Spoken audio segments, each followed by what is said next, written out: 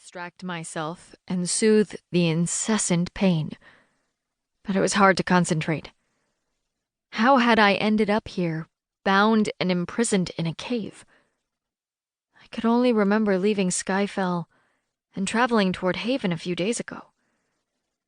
Slowly and painfully, I forced my mind to retrace my steps, to recall everything that had happened up to that moment. We'd been on our way back to the city of Haven with the prisoner Mona. We had just left Skyfell and had only been on the road for a few days. Our traveling party consisted of several people. Hemi, my honor-bound clansman, a giant of a man with a giant heart. Fanny, a copper-haired woman from Skyfell, who was the original inventor of the machine that made me what I was today, although her creation had a different intention. Also, she had proven her alliance by healing me and accompanying us on our journey to speak with Queen Liliana and the Adepts. Also with us were Darren Hamden, inherent rover and Joss's godfather, with a penchant for fashion and jokes. And there was Joss Jasai, the rather good-looking Denai that I was pretending to be engaged to, in an attempt to search for clues for his missing sister. As crazy as the idea was, we were able to save Gloria from being manipulated by the deceitful Mona, and to uncover a huge Septori plot all under the Jasai family's nose. And of course, there was Kael, the sword brother. A silent, deadly, broody, manly, confusing, irritating man who was unfortunately magically bound to me because of what the Septori had done to us.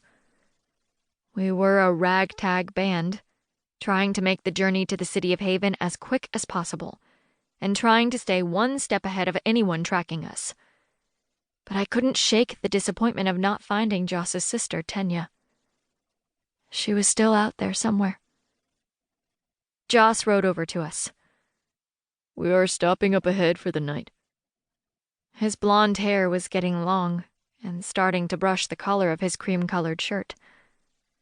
When had it gotten so long? And why was I fixating on his hair? Glancing up in surprise, I tried to catch his gaze, but he purposely looked over me and turned around to ride back to the front of our group. My fingers dug into the reins of my horse. Great. Joss and I were having our first fight, and I couldn't blame him. He was still upset over my kiss with Kael. And Kael, he'd gone back to wearing his expressionless mask, void of any emotion. For all I knew, he had completely forgotten about that very kiss in Skydown. Gritting my teeth at the stubbornness of both these two men, I mumbled angrily to myself. By the time we were finally settled and had set up dinner, I had given myself an intense headache. No one spoke, and dinner had been eaten in record time. I noticed that Mona cast me knowing glances and smirked at me whenever she thought I wasn't looking. "Thalia." Faraway, my horse and constant companion, sensed my mood and spoke straight into my thoughts. I was beginning to understand the bond between my guardian horse and myself. It was still confusing, but he was quickly becoming a permanent fixture within my mind. I didn't know how I could ever live without him. "Yes?" I thought to him. "There's a river nearby. I think you should go and relax a bit." "That sounds wonderful. I'm going to tell Hemi." And I did. Hemi looked at me in surprise, but I politely explained that I needed some time alone.